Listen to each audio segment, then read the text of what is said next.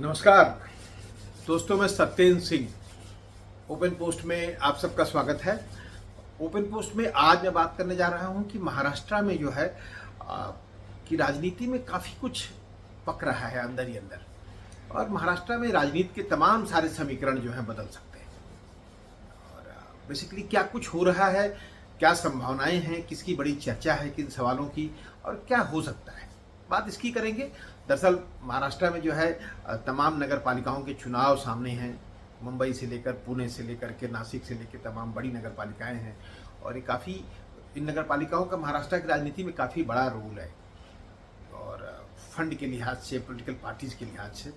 तो इन नगर पालिका चुनावों के पहले काफ़ी कुछ घटेगा या घटने की संभावनाएँ हैं। उससे महाराष्ट्र की राजनीति में जो पुराने समीकरण थे वो काफ़ी कुछ बदल सकते हैं।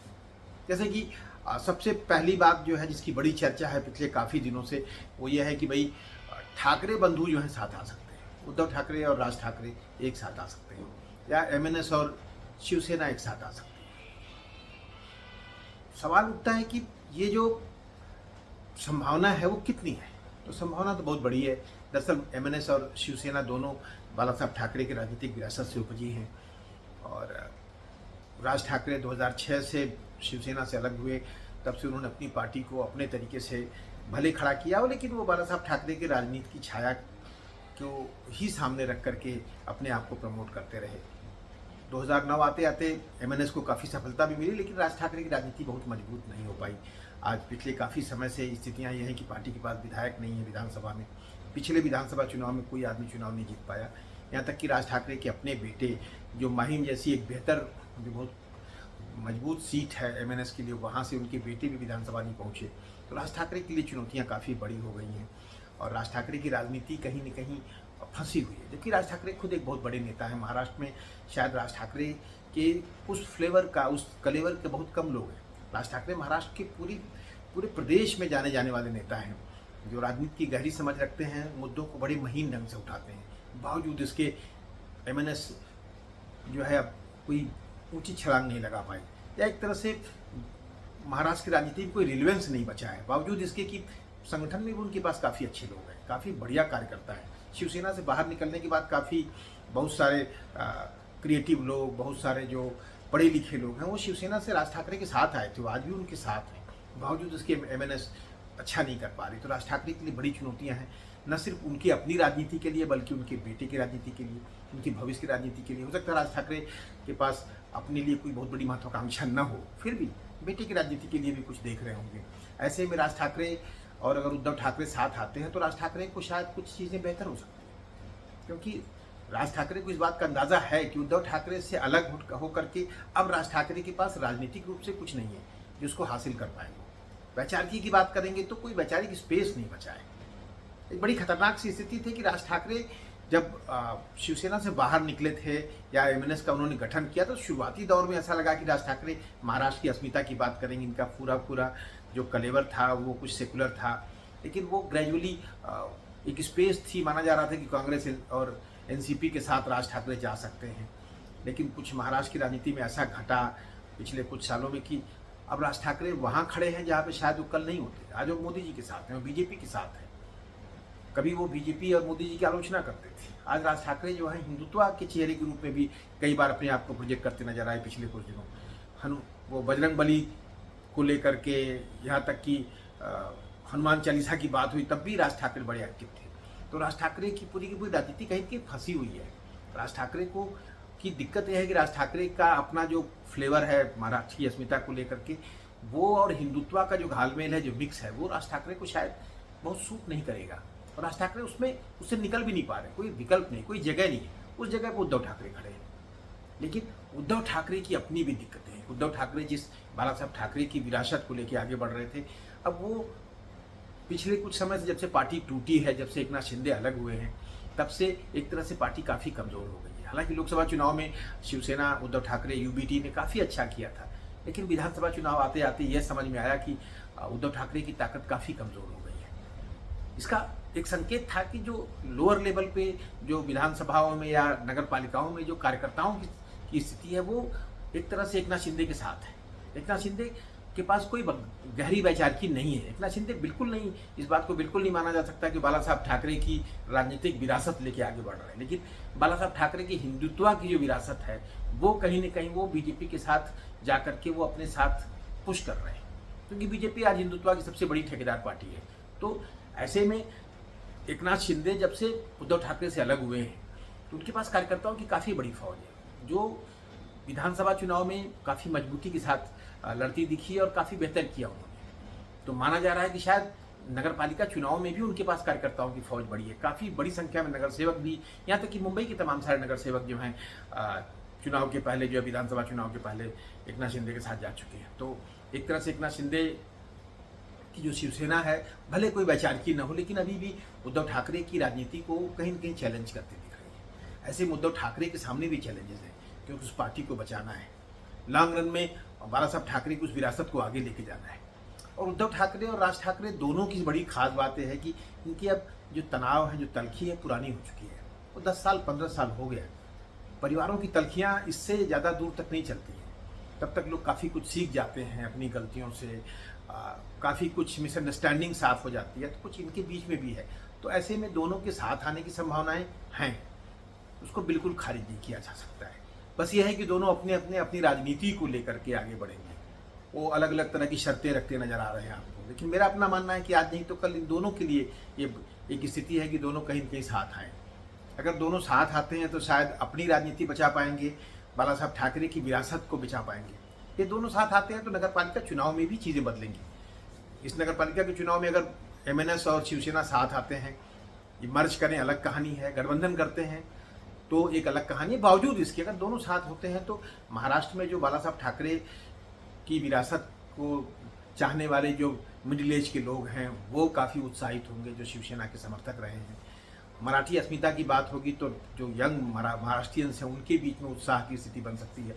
तो एक तरह से ये गठबंधन काफ़ी मजबूत हो सकता है, या इन दोनों का साथ आना एक मजबूत ताकत के रूप में कम से कम नगर पालिका चुनाव में दिख सकती है, और इसकी संभावनाएं हैं। हालांकि बीच बीच में दूसरी खबरें आ जाती हैं, जैसे अभी एक दिन एक खबर चली कि भाई राज ठाकरे जो हैं फडणवीस से मुलाकात उन्होंने की, तो माना जा रहा है कि भाजपा के साथ राज ठाकरे को गठबंधन करेंगे। मेरा अपना मानना है कि राज ठाकरे भाजपा के साथ गठबंधन करके क्या पाएंगे।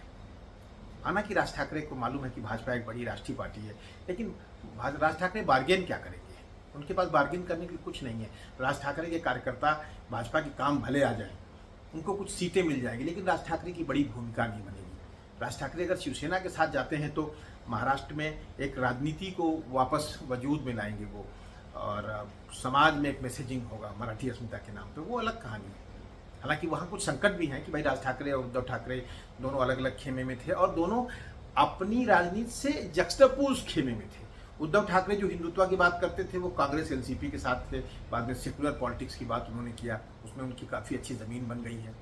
राज ठाकरे जो कभी शुरुआती दौर में सेकुलर फ्लेवर के साथ दिख रहे थे, अब वो हिंदुत्व के साथ की राजनीति के साथ खड़े हैं, और दोनों साथ आएंगे तो उनको अपने वैचारिकी का एक शिफ्ट भी होगा। तो ये सारे सवाल हैं दोनों के सामने, और इन सवालों को कहीं न कहीं पॉलिटिकल पार्टियां हल कर लेती हैं, नेता हल कर लेते हैं, लोग भूल जाते हैं। मेरा अपना मानना है कि इनके साथ आने की बड़ी संभावना है। अब सवाल उठता है कि कौन चाह रहा है कि ये साथ आए, क्या भाजपा इन्हें साथ आने देगी? तो मेरा अपना मानना है कि भारतीय जनता पार्टी खुद चाहेगी। कम से कम जो फडणवीस हैं वो चाहते होंगे कि राज ठाकरे उद्धव ठाकरे साथ चले जाएं। ये फडणवीस को सूट करता है। फडणवीस महाराष्ट्र की राजनीति में भले मुख्यमंत्री हों, उनकी राजनीति अभी भी फंसी हुई है। वो भाजपा की राष्ट्रीय राजनीति में दूर तक सपने देखते हैं, और महाराष्ट्र में वो अनचैलेंज्ड होना चाहते हैं कि भाजपा में कम से कम एक अनचैलेंज लीडरशिप उनकी स्टैब्लिश है। और उन्हें मालूम है कि आज भी एकनाथ शिंदे उनके लिए चैलेंज क्रिएट कर रहे हैं समय समय पे। एकनाथ शिंदे भाजपा के साथ भाजपा के दरवाजे पे खड़े हैं अपनी पार्टी लेकर, जिसके बारे में माना जाता है कि अगर एकनाथ शिंदे कभी भी भाजपा में पार्टी मर्ज कर दें और मुख्यमंत्री बन जाए, इसकी संभावनाएं हैं, तो शायद भाजपा काफ़ी मजबूत हो जाए। काफ़ी लोग हैं जो इस बात को मान के चलते हैं कि एकनाथ शिंदे अगर भाजपा के साथ मर्ज करते हैं तो भारतीय जनता पार्टी महाराष्ट्र में अकेले दम पे सरकार बनाने की पोजीशन में हो जाएगी, और पार्टी का जनाधार काफ़ी बढ़ सकता है। और एकनाथ शिंदे फडणवीस से बड़े नेता हो सकते हैं, क्योंकि एकनाथ शिंदे मराठा नेता है, और मराठा भी वो नीचे के तबके से आए हैं, तो मराठा समाज के हर क्लास को, हर वर्ग को एड्रेस करते हैं। तो शरद पवार से अलग पहचान मराठा राजनीति में उनकी होगी। वो मराठवाड़ा से लेकर पश्चिम महाराष्ट्र तक उनकी राजनीति जा सकती है अगर वो भाजपा के साथ जाते हैं।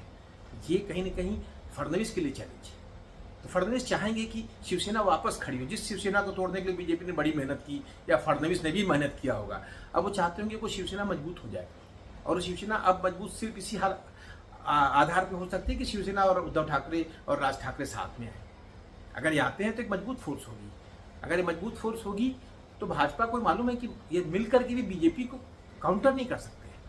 अगर सारी पार्टियां अलग अलग लड़ती हैं, मान लीजिए उद्धव ठाकरे और राज ठाकरे साथ में लड़ते हैं नगर पालिका चुनाव में, एकनाथ शिंदे अपनी पार्टी लेके भाजपा से अलग लड़ते हैं, तो भाजपा का बड़ा फायदा होगा। भाजपा पहले भी मुंबई में विनिंग पोजीशन में है। हो सकता है भाजपा को माने मेजॉरिटी मिल जाए, यहाँ पे न मिल जाए तो एकनाथ शिंदे के पास कार्यकर्ताओं की संख्या होगी जो कहीं के उनके काम आए। लेकिन एकनाथ शिंदे कमज़ोर जरूर हो जाएंगे, उनकी ताकत कमज़ोर होगी। अगर वो कमज़ोर होते हैं तो फडणवीस के लिए चीज़ें आसान होगी, क्योंकि अगर एकनाथ शिंदे मजबूती के साथ खड़े होते हैं और दिखते हैं तो ये भाजपा में कहीं न कहीं जाकर के कभी वो फडणवीस के लिए चैलेंज बन सकते हैं। माना जा रहा है कि कई लोग मानते हैं, और इसमें कितनी सच्चाई है कि भाई जो है भाजपा का जो सेंट्रल लीडरशिप है वो चाहती है कि एकनाथ शिंदे भाजपा के साथ रहें या भाजपा में कल मर्ज कर जाए। एकनाथ शिंदे अभी भी अपनी पार्टी को बचाए रखना चाहते हैं, लेकिन सच्चाई यह है कि एकनाथ शिंदे को अपनी पार्टी को बचाए रखना इतना आसान होगा भी नहीं। एकनाथ शिंदे की राजनीति का एक मुकाम वही है कि एक न एक दिन उन्हें भाजपा के साथ जाना चाहिए, वरना पार्टी नहीं बचेगी। वैचारिकी का सवाल है। हिंदुत्व की राजनीति जिसको बाला साहब ठाकरे की जिस हिंदुत्व की राजनीति को लेकर एकनाथ शिंदे आगे बढ़ रहे हैं, वो राजनीति भाजपा की ब्रांड वैल्यू के सामने कमज़ोर है। भाजपा की हिंदुत्व की ब्रांड वैल्यू बड़ी है। जाहिर सी बात है कि एकनाथ शिंदे कहीं न कहीं भाजपा के साथ खड़े हैं तो भाजपा में कल जा भी सकते हैं, ये समीकरण है। लेकिन फडणवीस को नहीं शूट करता है। फडणवीस को शूट ये करता है कि एकनाथ शिंदे कमज़ोर हो। महाराष्ट्र में शिवसेना एक मजबूत पॉलिटिकल फोर्स के रूप में हो सकता है भाजपा को उसकी जरूरत न हो। भाजपा अपने अजीत पवार वाले अलायंस के साथ पावर में बनी रह सकती है।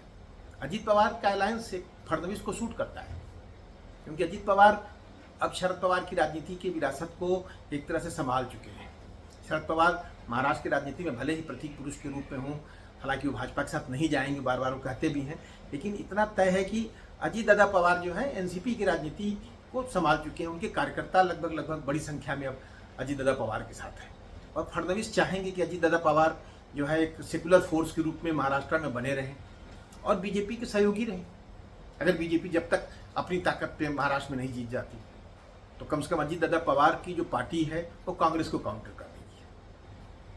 तो नगर पालिका चुनाव में भी एक गणित यही है कि अगर ये शिवसेना और राज ठाकरे साथ आते हैं तो एक तरह से कांग्रेस पार्टी को का स्पेस खत्म हो जाएगा।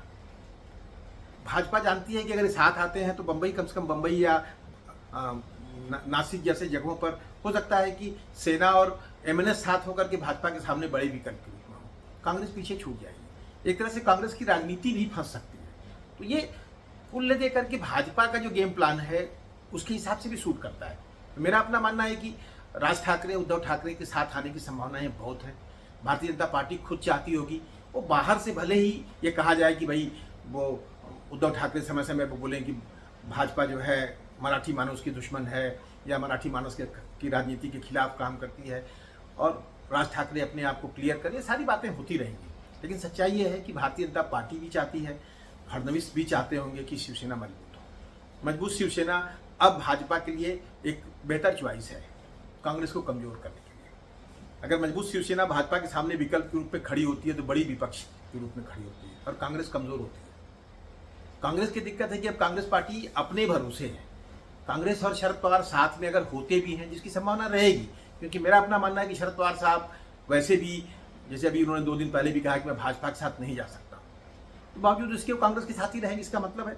लेकिन शरद पवार साहब कांग्रेस के साथ होते हैं तो सिर्फ कांग्रेस की जो अपनी राजनीति है उसी को मजबूत करते हैं, बहुत अधिक ऐड नहीं कर पाएंगे। अब उनके पास कार्यकर्ता भी नहीं है। तो कुल देकर कि महाराष्ट्र की राजनीति में काफ़ी कुछ बदल रहा है। क्या बदलेगा? हालांकि बदलने को तो और भी कुछ हो सकता है। वही अगर शिवसेना और एमएनएस साथ जाती है और कल लोग कांग्रेस के साथ चले जाए, तब तो भाजपा के लिए दिक्कतें पैदा होंगी। लेकिन उन्हें मालूम है भाजपा को कि अगर ये साथ जाते हैं तो इनकी राजनीति में मराठी मानुस का जो मुद्दा होगा वो साथ में हिंदुत्व साथ में जाएगा। शिवसेना भी अब थोड़ी सी असहज है अपने उस सेकुलर फ्रेमवर्क के साथ, तो हिंदुत्व का फ्रेमवर्क और जो उनका मराठी मानुस का फ्रेमवर्क है, दोनों को मर्ज करके ये दोनों साथ अगर होते हैं तो शायद वो कांग्रेस के साथ न जाए।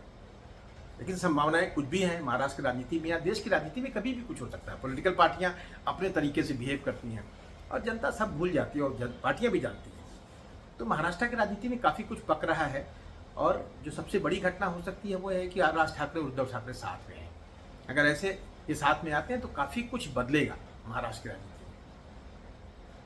बदलने के लिए तो फिर एकनाथ शिंदे और अजीत दादा पवार भी किसी नए कॉम्बिनेशन की तरफ बढ़ सकते हैं, लेकिन इसकी संभावना बहुत कम है क्योंकि एकनाथ शिंदे की पूरी जो राजनीति है वो बेसिकली अब हिंदुत्व की राजनीति है, वो नरेंद्र मोदी की राजनीति। एकनाथ शिंदे जहाँ भी अब जाते भी हैं तो नरेंद्र मोदी की राजनीति को आगे बढ़ाते हैं, वो उसकी बातें करते हैं। शायद भाजपा को कोई दूसरा नेता नरेंद्र मोदी की राजनीति को उतनी मजबूती से आगे नहीं बढ़ाता जितनी मजबूती से एकनाथ शिंदे बढ़ाते हैं, जो अजीत दादा पवार को बिल्कुल सूट नहीं करेगा। तो कुल लेकर की स्थितियाँ अब ये हैं कि अब महाराष्ट्र की राजनीति में एकनाथ शिंदे को अपनी राजनीति बचाने की लड़ाई है, फडणवीस को अपनी लीडरशिप को एकनाथ शिंदे से बड़ा करना है, बड़ा बनाए रखना है। एकनाथ शिंदे उनके लिए चैलेंज बने हुए हैं, उनको निपटाना भी है उनको। और फडणवीस को मालूम है कि अगर शिवसेना और राज ठाकरे साथ में आते हैं तो एकनाथ शिंदे कमजोर हो जाएंगे और इनकी मजबूत ताकत जो है भाजपा के सामने एक विकल्प के रूप में दिखेगी या मजबूत दिखेगी, तो एकनाथ शिंदे की भूमिका महाराष्ट्र में कमजोर हो जाएगी और साथ में कांग्रेस पार्टी और पीछे चली जाएगी। पार्टी के पास संगठन नहीं है, पार्टी अभी भी मजबूत स्थिति में नहीं है। तो ये स्थितियां बन रही हैं जो भाजपा चाहती है। तो मेरा अपना मानना है कि महाराष्ट्र की राजनीति में जो नए समीकरण बन रहे हैं वो भारतीय जनता पार्टी के हिसाब से बन रहे हैं या फडणवीस के हिसाब से बन रहे हैं। मैं मान के चलता हूँ कि इस वक्त फडणवीस महाराष्ट्र में बहुत ही सधे हुए नेता है, महाराष्ट्र की राजनीति को बहुत सधे हुए ढंग से जानते हैं और बहुत दूर तक वो अपनी राजनीति को ले जाना चाहते हैं। तो जो कुछ घटेगा कुछ इसी तरह से है और कुल ले दे करके यह है कि भाई राज ठाकरे और उद्धव ठाकरे के पास आने या जुड़ने की संभावनाएं अब मुझे कुछ ज़्यादा दिखती हैं। तो सारी कमियां हैं, सारी प्रॉब्लम्स हैं, इसके बावजूद देखते हैं कि होता क्या है। बेसिकली सारी चीज़ें घट रही थी, ये सारी चीज़ें हो रही थी, इसके बारे में बात करना था, इसलिए मैंने आपसे बात किया। फिर बात करेंगे किसी और विषय पे, तब तक के लिए नमस्कार।